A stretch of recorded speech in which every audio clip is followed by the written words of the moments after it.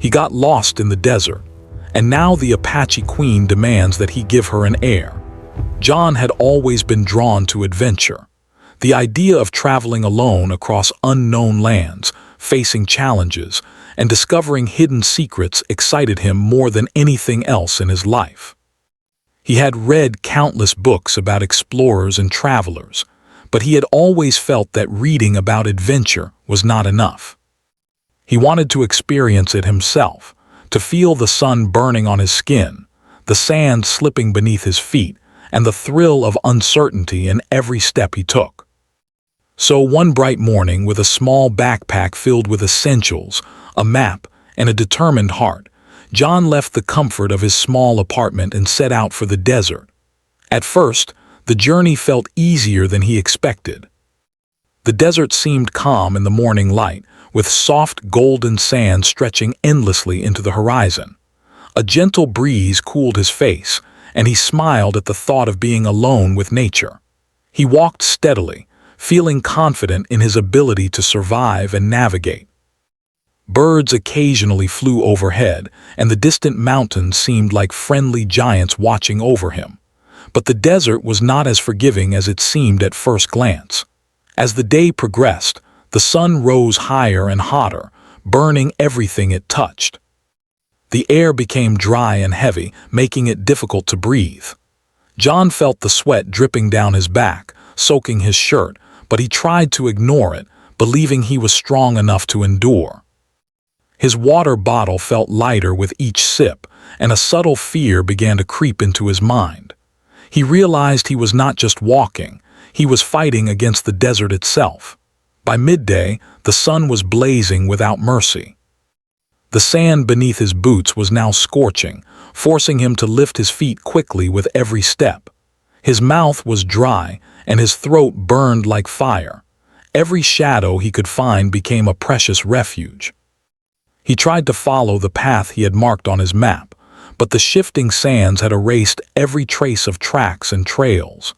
Slowly, he began to realize that he was losing his sense of direction. The familiar landmarks he had counted on were gone or hidden beneath waves of golden sand. A growing panic began to set in. John's confident steps slowed, and he looked around desperately for anything familiar. He could see nothing but an endless sea of sand, stretching in all directions. The mountains that had seemed friendly giants in the morning now appeared distant and unreachable. The wind picked up, blowing small whirlwinds of sand across his path, stinging his eyes and making it nearly impossible to see. He pulled his scarf over his face and continued, hoping that the desert would somehow guide him. Nightfall came, and with it, a cold that John had not anticipated. The desert that had burned during the day now felt icy. He had worn only light clothes, thinking the heat would last forever. The stars appeared one by one, brilliant and countless, lighting up the night sky. They were beautiful, but instead of bringing comfort, they reminded John of how alone he truly was. He tried to keep walking, but his energy was fading, and the cold was seeping into his bones. Sleep threatened to overcome him, but he knew that resting without proper shelter could be dangerous. The desert at night was silent but full of hidden dangers. He searched for a safe spot, eventually finding a small depression between two dunes that offered some protection from the wind. He wrapped himself in his scarf and sat down, shivering, trying to conserve energy. Hunger gnawed at his stomach, and thirst burned his throat. He thought of the warm meals and fresh water he had left behind and wondered how he could have been so confident in the first place. As the hours passed, John realized that he could not rely on his usual sense of direction. He had no landmarks, no paths, and no one to ask for help. Every step had become a challenge, and he could feel his strength diminishing. His mind began to play tricks on him. He imagined seeing shapes moving in the sand, voices calling his name, and distant fires that disappeared as soon as he approached. Fear settled deep in his chest, making his heart race with every sound and movement. By the second day, the desert had begun to feel endless. The sun returned with full force, hotter than the day before. John's skin was blistered, and his lips were cracked and dry. Every sip of water felt like a treasure, yet his supplies were almost gone. He tried to remember the survival tips he had read in books, but in the harsh reality of the desert, they seemed small and useless. He realized that nature was far more powerful than any book or plan he had prepared. Despite his fear and exhaustion, John refused to give up. He reminded himself of why he had started this journey. He wanted adventure, he wanted to test himself, and he wanted to survive against the odds. With each step he forced his legs to move, even when they ached, and his lungs to breathe, even when every breath felt heavy and dry. He focused on small goals: reach the next dune, find shade, keep walking. Late in the afternoon, John spotted something unusual on the horizon. A shimmer of green against the golden sands. His heart leapt. Could it be an oasis? A place with water, trees, and shelter? He quickened his pace, ignoring the pain in his legs and the burning in his chest. Hope, fragile but powerful, surged through him. Every step felt lighter, and the idea of reaching life-saving water kept him moving when exhaustion threatened to stop him completely. As he approached, the green shapes became clearer. There were palm trees, a small pool of water, and, most surprisingly, people. They were dressed differently from anyone John had ever seen. Their faces were strong and proud, their movements careful and deliberate. One woman stood apart from the rest, tall and regal, with eyes that seemed to look straight into John's soul. She watched him with curiosity and authority. For the first time in days, John felt hope mingled with fear. He had found life, but it was not what he had expected. The people approached cautiously, speaking in a language John could not understand. He raised his hands to show he meant no harm. They gestured him forward, and he stumbled toward the oasis, too weak to run but determined to survive. The woman who had first watched him now stepped closer, her presence commanding respect. John could tell she was someone important, someone who held power over the lives of those around her. He felt both relief and apprehension. Finally, John reached the pool of water. He knelt, drinking deeply, letting the cool liquid revive his parched throat and burning body. The people around him watched silently, assessing him, measuring his strength and intentions. John looked up at the woman again. She was the queen of this place, he realized. Her gaze was intense but not unkind, as if she was trying to understand why he had come and whether he belonged in this hidden world. That night, as John rested beside the oasis, he thought about the journey he had just endured. He had survived the desert's heat, cold, and isolation. He had faced fear, exhaustion, and despair. And now he had found people who could save him. Yet he also sensed that this encounter would change his life in ways he could not yet imagine. The desert had tested him, pushed him to his limits, and brought him to a place of mystery and challenge that was far greater than any adventure he had imagined. John fell asleep under the stars, listening to the gentle sounds of the oasis, the rustling of leaves, the soft splash of water, the quiet murmur of voices in a language he did not understand. He was still afraid, still tired, but he was alive. And for the first time, he realized that survival was not just about reaching a destination. It was about learning, adapting, and respecting the power of the world around him. John woke with the first light of dawn. The desert had transformed in the early morning, with soft golden rays stretching across the oasis and glinting off the water. He felt a strange mixture of relief and nervousness. Relief because he had survived the desert, and nervousness because he knew the people around him were watching. He could feel their eyes, careful and calculating, as though they were trying to understand who he was and why he had come into their hidden world. The woman he had noticed the previous day, the one who seemed to command respect, approached him again. She moved gracefully, but there was a strength in her posture that John could not ignore. Her dark hair fell across her shoulders, and her eyes held a curiosity that made him both nervous and fascinated. She spoke softly, but the words were foreign, and John could not understand them. Instead, she made gestures, pointing at him and then at the water and finally at herself, as if to communicate something important.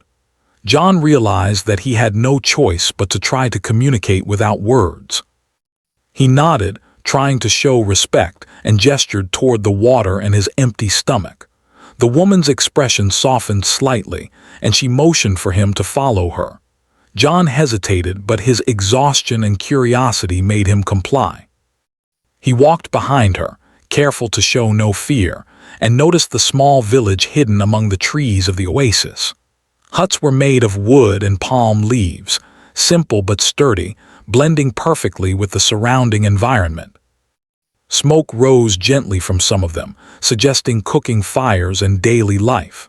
As John entered the village, he felt the eyes of many people on him. Children peeked out from behind huts, their curiosity shining in their wide eyes. Some adults watched silently, their expressions neutral but alert. John noticed the careful way everyone moved, as though they were a family or community bound by strong traditions. He sensed that he had entered a world where every action mattered, and that respect and patience were required if he wanted to be accepted. The woman led him to a small hut at the edge of the village. Inside, there were simple mats and blankets, enough to provide comfort but not luxury. She gestured for John to sit, then left briefly, returning with a bowl of fresh water and some fruits. John drank slowly, savoring the liquid that seemed like gold to him, and ate the fruit, feeling his strength return. Every bite reminded him of how desperate he had been, and how fortunate he was to have found these people. He wanted to speak, to ask questions, but he realized that he needed to be careful. The language barrier was more than just words. It was a difference in understanding, in culture, and in trust. John decided to show respect through his actions. He cleaned himself as best as he could, organized his belongings, and made himself as presentable as possible. The woman observed quietly, then nodded approvingly, a gesture that felt like acceptance. Over the next few days, John began to learn the rhythm of life in the oasis. The tribe had routines and rules, some of which he could observe but not yet understand. Men and women worked together, gathering water, preparing food, and tending to the small gardens that grew near the huts. Children played under the watchful eyes of elders, laughing and running in the soft sand. John noticed that everyone seemed connected by a sense of purpose and respect for each other, and for the land that sustained them. The woman, who John now understood was the queen, remained a constant presence. She spoke rarely, but her gestures and expressions communicated authority and care. She observed him closely, sometimes testing him with small tasks, carrying water, gathering firewood, or helping with the cooking. John performed each task as best he could, learning quickly that patience, effort, and humility were respected more than words or excuses. The queen nodded or smiled slightly when he succeeded, and sometimes her eyes held a depth of understanding that made him feel both humbled and inspired. One afternoon, John was helping the tribe dig a small irrigation trench for the garden. The sun was hot and sweat ran down his face, but he kept working, knowing that his actions mattered. The queen came to watch, her gaze steady and intense. She seemed to be measuring more than just the work. It was as if she was evaluating his character, his determination, and his ability to adapt to life in this harsh but beautiful place. John felt nervous but also proud. He realized that survival was not only about endurance, but about learning, respecting, and contributing. As days passed, John began to understand some of the customs of the tribe. Meals were shared communally, and everyone had a role, from children to elders. Silence was sometimes observed, especially during early mornings and evenings, a sign of reflection and respect. John tried to follow these practices, learning to move with patience and care. Slowly, the tribe began to accept him, offering small smiles, nods, or gentle gestures. He felt a sense of belonging he had never experienced before. Then, one evening, the queen called him aside. She led him to a quiet spot near the water, where the setting sun painted the sky in brilliant shades of orange and pink. She spoke softly, her voice melodic even though he could not understand the words. Then, through gestures, she made it clear that she expected something extraordinary from him. John looked into her eyes, sensing the weight of her message. She was asking for trust, respect, and perhaps something more, a responsibility he could not yet comprehend. Over the next few days, John noticed subtle changes in the queen's behavior. She watched him more closely, spoke more directly with gestures, and occasionally brought him objects or foods he had not seen before. He realized that she was trying to teach him about her world, testing his ability to understand, respect, and adapt. John's curiosity grew. He wanted to know more about her, the tribe, and their traditions, but he also knew that rushing or asking too much could be dangerous. Patience and observation were key. One day, John followed the queen to the outskirts of the oasis. There, he saw other tribespeople performing rituals he did not fully understand. They moved with precision, offering prayers to the sun, water, and land. The queen explained through gestures that these rituals were essential for balance, life, and prosperity. John watched silently, deeply moved by the sense of connection and devotion. He began to understand that the tribe's life was not only about survival, but also about harmony, respect, and community. The more John observed, the more he realized how different this world was from his own. In the city, life was fast, noisy, and disconnected. Here, every action had meaning, every relationship mattered, and every tradition had a purpose. He began to feel a deep admiration for the people around him and for the queen, who led with strength, wisdom, and care. He also felt a sense of responsibility. He could not simply be a guest. He had to contribute, learn, and respect their way of life. One evening, as the stars appeared in the sky, John sat near the water, reflecting on his journey so far. He had come to the desert seeking adventure and challenge, but he had found something much more profound, a hidden world full of life, culture, and wisdom. He thought about the hardships he had faced, the fear, the thirst, and the exhaustion, and he realized that those challenges had prepared him for this moment, meeting the queen, learning the tribe's ways, and understanding the importance of respect, patience, and humility. The queen approached him quietly, placing a hand on his shoulder. Her eyes conveyed something deep, something he could feel even without words. John understood that she had recognized his courage, his effort, and his willingness to learn.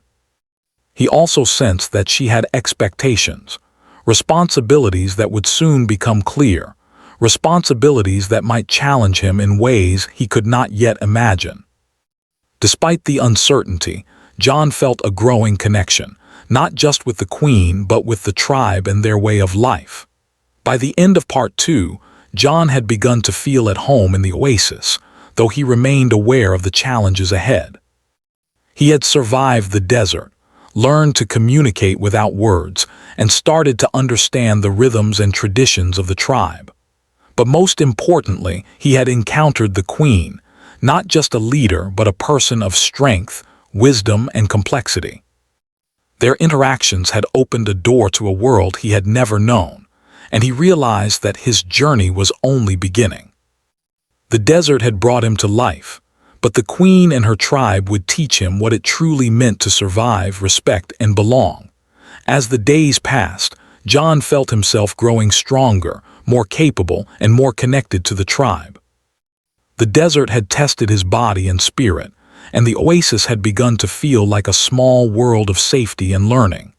He had learned to fetch water, gather firewood, and help with simple tasks that contributed to the life of the village. Each day brought new lessons, and he began to feel a sense of pride in what he could accomplish. Yet, beneath this growing comfort, a sense of unease started to stir in him, an uncertainty he could not yet name. It happened one morning while John was helping to repair a small hut that had suffered damage in a recent windstorm. The queen appeared silently, watching him as he worked. There was a sharpness in her eyes today, a seriousness that made John pause mid-task. He straightened and bowed slightly, showing respect. She approached him slowly, and he noticed that the villagers had also stopped their activities, forming a quiet circle around them. The sudden stillness filled him with tension. Something important was about to happen. The queen began to speak, her voice low but clear, though John still could not understand her words. She gestured toward him, then toward herself, and finally made a sweeping motion across the village. Her gestures were deliberate and meaningful, and John realized that she was not asking for help with work this time. There was a weight to her actions, a significance he could sense even without knowing the exact words. His heart began to beat faster, and a mixture of curiosity and fear settled over him. Then she made a gesture that made him freeze. She pointed to him, then made a circular motion in the air and finally pointed to herself. John understood immediately, though the realization left him stunned. The queen was demanding that he take part in something far more personal than any task or duty. She wanted him to fulfill a role that carried immense responsibility. He felt a sudden wave of disbelief and fear. He had survived the desert, learned the ways of the tribe, and earned a measure of trust. But this was something entirely different. John struggled to maintain his composure. He had expected challenges, hardships, and lessons, but he had not anticipated being placed in such a position. He tried to gesture politely, shaking his head slightly, but the queen did not relent. Her expression was firm, unyielding, and commanding. It was clear that she was not merely requesting, she was demanding, according to the customs of her people. John realized that he was facing a cultural expectation he did not fully understand, a tradition rooted in the survival and continuation of the tribe. Over the next hours, John tried to comprehend the full meaning of the queen's demand. He observed her closely, watched the villagers, and noticed subtle hints in their behavior. The elders spoke quietly among themselves, occasionally glancing at him with measured looks. Some appeared sympathetic, others stern. John felt the weight of the moment pressing on him. This was no ordinary request. It carried the potential to change his life forever, and he was being asked to make a choice he had never imagined facing. That evening, John could not sleep. He lay on a mat under the stars, thinking about the desert, the oasis, and the people who had saved him. He thought about the queen and the gravity of her demand. He knew that refusing outright could offend her and the tribe, possibly causing harm to himself or to the fragile trust he had built. Yet complying felt impossible, violating his personal morals and understanding of what he could accept. His mind raced, imagining all possible outcomes, but none offered comfort. The next day, John approached the queen with caution. He wanted to understand her perspective, to show that he respected her traditions, even if he struggled with them. She led him to the edge of the oasis, where a quiet, shaded area allowed them to speak privately. Using gestures, she conveyed the importance of lineage, family, and continuity for her people. Her eyes held no malice, only determination and hope. She believed he could fulfill a role critical to the tribe's future. John listened carefully, trying to absorb every nuance, every unspoken message in her gaze and motions. John realized that this demand was more than personal, it was symbolic. The queen was placing trust in him, believing that he could help ensure the survival of her people, not merely by physical presence, but through commitment, understanding, and respect for their culture. The responsibility was immense, and he felt a mixture of fear and admiration.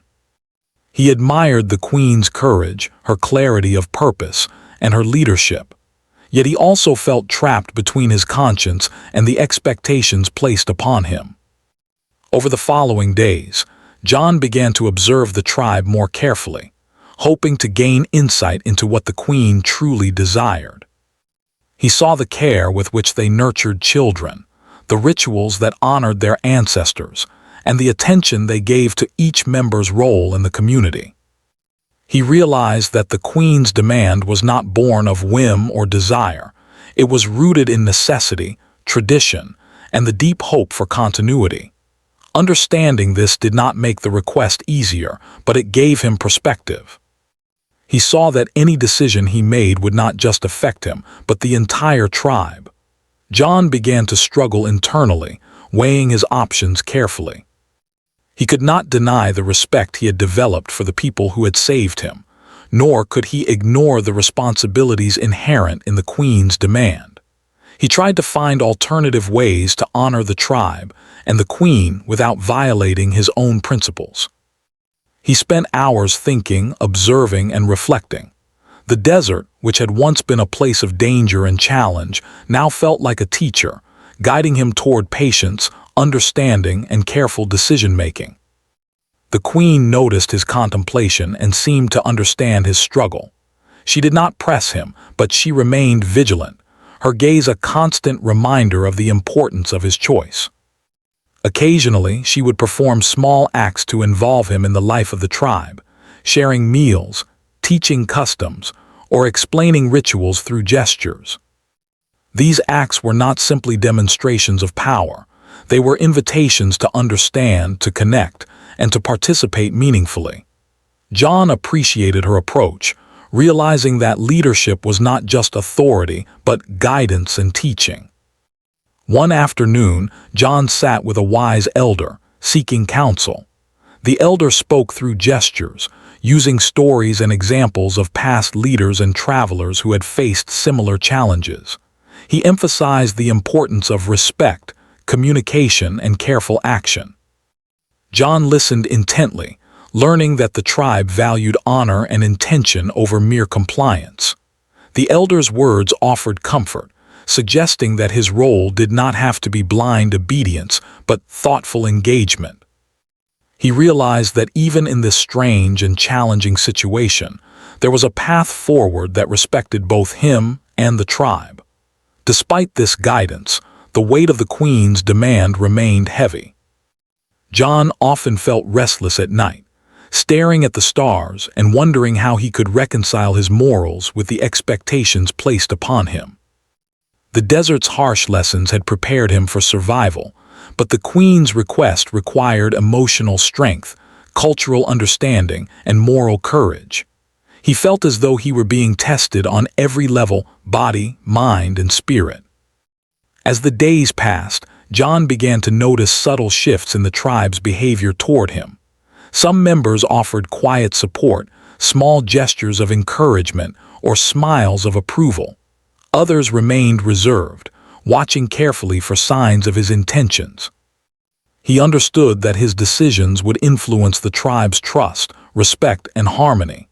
Every action mattered, and every choice carried weight. The queen's demand was no longer simply a personal request.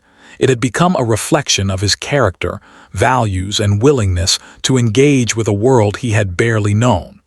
Finally, one evening, the queen summoned him to the center of the village. The sun had dipped low, casting long shadows across the sand. The villagers gathered quietly, forming a circle around them. John felt the intensity of the moment as he approached. The queen's eyes met his, filled with patience, expectation, and unwavering determination. It was clear that a decision was approaching, one that would define the next stage of his journey. He took a deep breath, knowing that whatever he chose, it had to honor the people who had welcomed him, the culture he had begun to understand, and the values he could not compromise. John spoke through gestures, showing that he wanted to find a solution, that he respected the queen, and that he understood the importance of her request. The queen nodded, acknowledging his intentions. She did not demand an immediate answer, but she allowed him to observe, reflect, and consider. The desert had tested him physically, the oasis had taught him patience and respect, and now the queen was testing his moral and emotional strength. John realized that his journey had become far more than a survival story. It was a journey of understanding, connection, and growth. By the end of Part 3, John stood at the threshold of a monumental decision. He had faced the harsh desert, survived isolation and fear, earned the respect of a hidden tribe, and now confronted a demand that challenged his very principles. He understood the weight of the Queen's expectation and the significance of his choice, and he knew that the coming days would require every ounce of courage, wisdom, and humility he possessed. The path ahead was uncertain, but one thing was clear: John's life would never be the same, and the lessons of the desert and the oasis would remain with him forever. John woke before sunrise, as he had done every day since arriving at the oasis. But today, the air felt heavier, and his thoughts refused to settle. The Queen's demand lingered in his mind like a shadow, growing larger with each passing hour. He had spent days observing, learning, and reflecting, but the weight of the decision he faced now pressed on him in a way that was almost unbearable. Every step, every glance, and every small gesture from the tribe reminded him of the responsibility he could not ignore. He began the day as usual, helping with chores, carrying water, and gathering firewood. Yet, no matter how physical work exhausted him, his mind remained restless. He caught himself staring at the horizon, imagining the endless desert beyond, wondering if escape was possible, yet knowing that leaving now would betray the trust the Queen and her people had placed in him. The desert had taught him survival, but the Queen was teaching him something far more complex: the art of navigating human trust, culture, and morality. The Queen approached him in the morning, her eyes calm but steady, signaling that she wanted him to follow her. John complied, feeling a mix of anticipation and anxiety. She led him to a shaded area near the water where the tribe often gathered for reflection and teaching. The elders were present, their faces solemn, and John sensed that today would be a turning point. The Queen spoke through gestures, emphasizing the importance of the tribe's future and the critical role he could play. She did not pressure him with words. Instead, she communicated with presence, showing the depth of her expectation. John sat quietly, considering her gestures carefully. The elders began to tell stories of past leaders and travelers, using gestures and simple illustrations to convey the lessons of courage, responsibility, and wisdom. John listened intently, realizing that their stories were not only about survival, but also about integrity, honor, and understanding the needs of others. The elders seemed to understand his inner struggle, offering guidance without forcing him to act against his conscience. Each story added weight to the decision he faced, and John felt the pressure of history and tradition pressing upon him. The next days were filled with both reflection and subtle tests. The Queen observed John carefully, sometimes assigning small but meaningful tasks. He was asked to mediate minor conflicts, to help resolve disputes over resources, and to assist in ceremonies that honored ancestors and nature. Through these tasks, John began to understand the delicate balance the tribe maintained, respecting tradition, nurturing life, and maintaining harmony. He realized that the Queen's demand was not simply personal. It was a responsibility intertwined with the survival and future of the community. Despite these insights, John's moral struggle intensified. He wanted to honor the tribe and the Queen, but he also knew that the personal nature of the request challenged his own values. He spent long hours alone, thinking, observing, and reflecting. Sometimes he walked to the edge of the oasis, looking out at the endless desert, feeling both small and overwhelmed. The desert had shaped him physically, but now he was being tested emotionally and spiritually. He understood that courage alone would not be enough. He needed wisdom, patience, and insight to navigate this situation.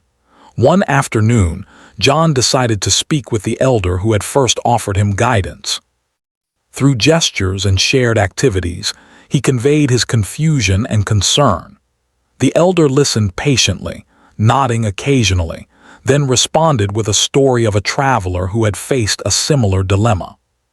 The traveler had been expected to fulfill a responsibility he did not fully understand, but by observing, learning, and acting with respect, he had found a path that honored both his conscience and the people around him.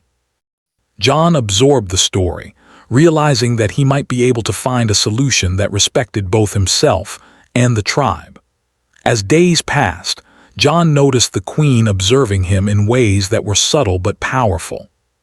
She watched how he interacted with children, how he treated elders, and how he approached every task with care and humility. Her gaze was not one of judgment, but of understanding and expectation. John began to feel a deep respect for her, not only as a leader, but as a person who carried the weight of responsibility for an entire community. He understood that her demand was a reflection of trust and hope, not a test of control or desire.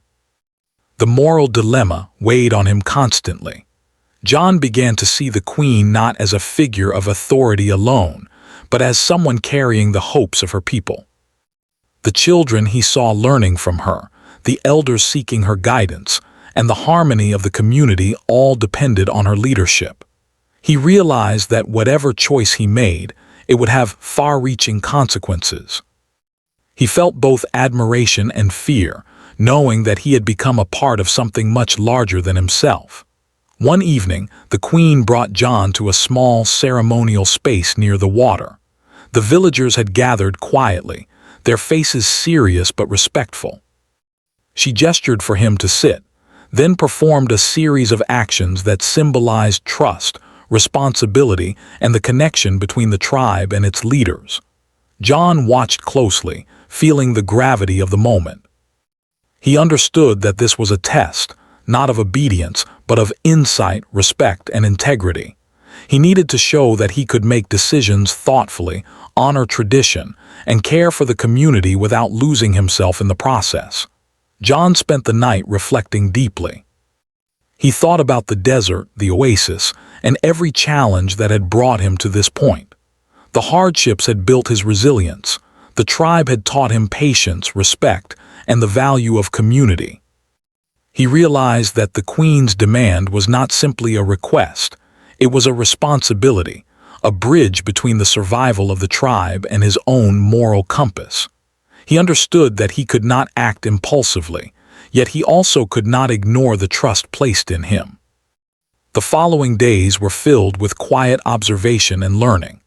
John noticed small moments that carried profound meaning, the way the queen listened to elders, how she nurtured children, and the care with which she maintained balance within the tribe. He began to understand the deeper purpose of her request. It was not about power or control. It was about continuity, hope, and the survival of knowledge, tradition, and community values. Every gesture, every ritual, and every wordless lesson reinforced the importance of his choices. John realized that he needed to find a solution that would honor both himself and the tribe. He could not simply comply without understanding, nor could he refuse without causing harm. He began to explore alternative ways to contribute meaningfully, offering guidance, sharing knowledge he had gained from his world, and helping the tribe strengthen their traditions in ways that did not compromise his values. Slowly, he found small ways to bridge the gap between expectation and conscience, building trust while maintaining his integrity. One afternoon, the queen approached him and led him to a quiet place near the water. She gestured for him to sit, and then pointed to herself and to him, signaling the importance of the connection between them. John understood that the time for decision was approaching, yet he also felt that there was room for negotiation, for compromise, for creating a path that respected both their worlds. He nodded subtly, showing that he was ready to engage thoughtfully, not impulsively. Over the next several days, John worked closely with the queen and the elders. He helped organize tasks, mediate conflicts, and participate in rituals. Each action became a lesson in balance, responsibility, and respect. He saw the community responding positively, showing trust in his judgment and character. The queen, too, began to soften her approach, offering guidance rather than demands, allowing John to understand the depth and purpose behind her request. By the end of Part 4, John felt a mixture of exhaustion, understanding, and cautious hope. The moral dilemma had tested him to his limits, challenging his beliefs, his patience, and his sense of self. Yet, through observation, reflection, and careful action, he had found ways to honor both the tribe and his own principles. He understood that the coming days would require continued courage and wisdom, but he also realized that he had grown in ways he could not have imagined. The desert had tested his body, the oasis had tested his spirit, and the queen had tested his conscience. John now faced the future with a deeper understanding of responsibility, respect, and the power of connection between people and culture. The days following John's moral struggle passed slowly, each moment heavy with thought and anticipation. The queen's demand still lingered, a silent weight pressing on him, but John had come to understand more deeply the meaning behind it. It was not simply a personal expectation. It was a symbol of hope, continuity, and the survival of the tribe's culture. He had spent time observing, learning, and reflecting, and now he realized that the path forward would require creativity, respect, and courage. John began the day by walking to the edge of the oasis. The desert stretched endlessly beyond, golden and harsh, reminding him of how far he had come. He thought of the journey that had led him here, the sun-scorched days, the freezing nights, the exhaustion, and the moments of despair. Every step had prepared him for this moment. He had survived the desert, gained the trust of the tribe, and learned the ways of the oasis. Now he had to face the final challenge, finding a solution that honored both the queen's expectations and his own conscience. He returned to the village, where the queen waited. Her presence was calm but firm, a reminder of the responsibility he could not ignore. She gestured for him to sit beside her, and he obeyed, feeling the weight of her gaze. The villagers gathered quietly, sensing that something important was about to unfold. John knew that his actions now would shape the future of the tribe, the queen, and himself. He took a deep breath, grounding himself in the lessons of the past weeks, the patience, observation, and respect he had learned from the desert and the oasis. John began by showing the queen and the elders the ideas he had developed over the past days. Using gestures, drawings, and simple explanations, he proposed a plan that would honor their traditions without forcing him into a situation that violated his principles. He suggested that he could help secure the tribe's future by sharing knowledge, guiding rituals, and supporting the queen in training the next generation.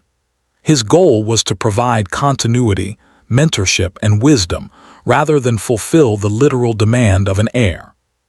The queen listened intently, her expression unreadable at first. Then she began to gesture, asking questions and clarifying details. John responded carefully, showing patience and respect, explaining how his plan could benefit the tribe.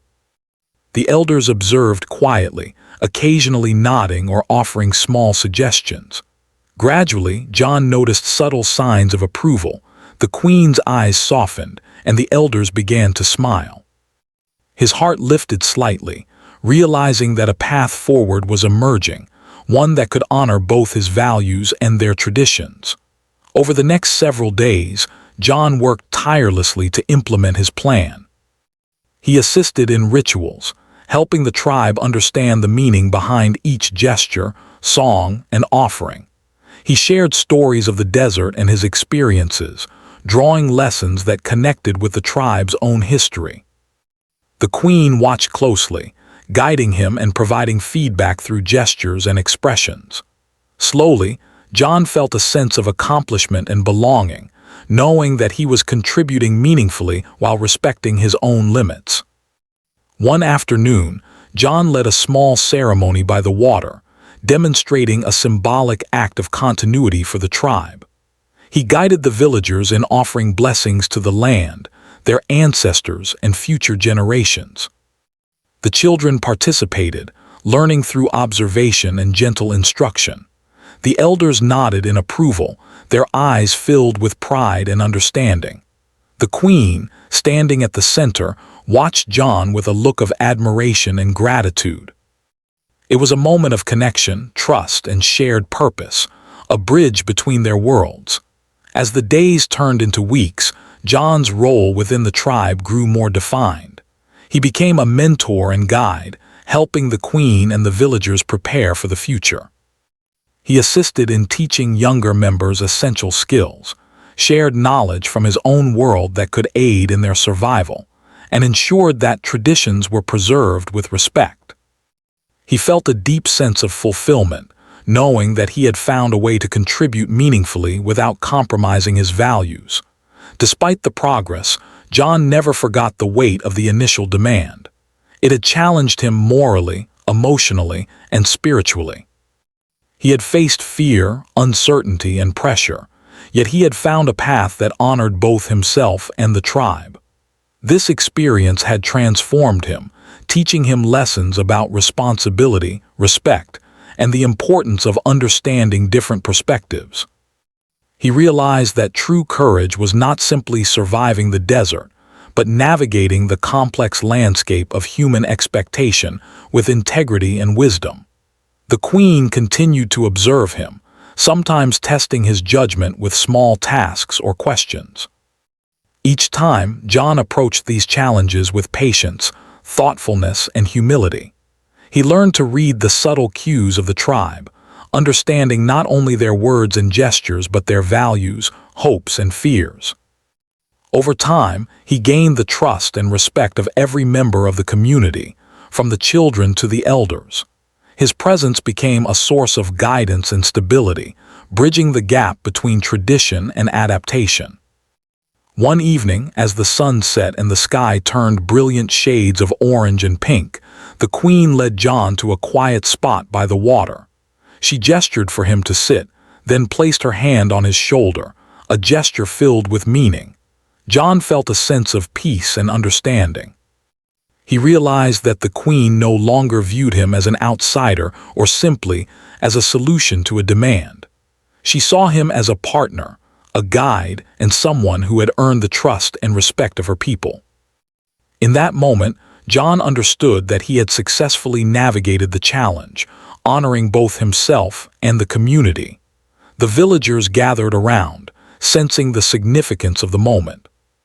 They watched as John and the queen performed a symbolic act together, representing trust, continuity, and harmony. Children laughed and clapped, elders nodded with pride, and the air was filled with a sense of unity. John felt a deep connection to these people, a bond that had been forged through shared struggle, respect, and understanding. He realized that this experience had changed him forever, teaching him lessons that would remain in his heart for a lifetime. As days turned into weeks, John prepared to leave the oasis. His journey across the desert had begun as a quest for adventure, but it had become a journey of transformation, understanding, and connection. He had faced the harshness of the desert, the weight of isolation, and the challenge of moral and emotional responsibility. He had learned to respect another culture, to navigate difficult expectations, and to find solutions that honored both himself and others. On the day of his departure, the queen and the villagers gathered to bid him farewell. She handed him a small token, a symbol of trust, respect, and gratitude. John accepted it with humility, feeling the weight of the journey and the depth of the connections he had made. The villagers cheered softly and children waved, their laughter filling the air. John felt a mixture of sadness and pride. He had found a home in a place he never expected, yet he knew that he had to continue his journey. As he walked away from the oasis, John turned back one last time. He saw the queen standing tall, her expression calm but filled with warmth. He understood that she had not only challenged him but also taught him the importance of wisdom, patience, and integrity. The tribe had entrusted him with something far greater than a task. They had trusted him with respect, connection, and guidance. John felt a deep sense of gratitude and responsibility, knowing that his actions would continue to influence their lives even after he left. The desert stretched before him, golden and endless, but John no longer felt fear. He had faced its challenges, survived its harshness, and learned lessons that went far beyond survival. He had navigated a moral and emotional challenge, earned the trust of a hidden community, and found a way to honor both himself and others. Every step he took now was filled with confidence, wisdom, and a deep understanding of the value of respect, courage, and connection. As he walked into the distance, the oasis slowly disappeared behind the dunes, but the lessons he had learned remained vividly in his mind.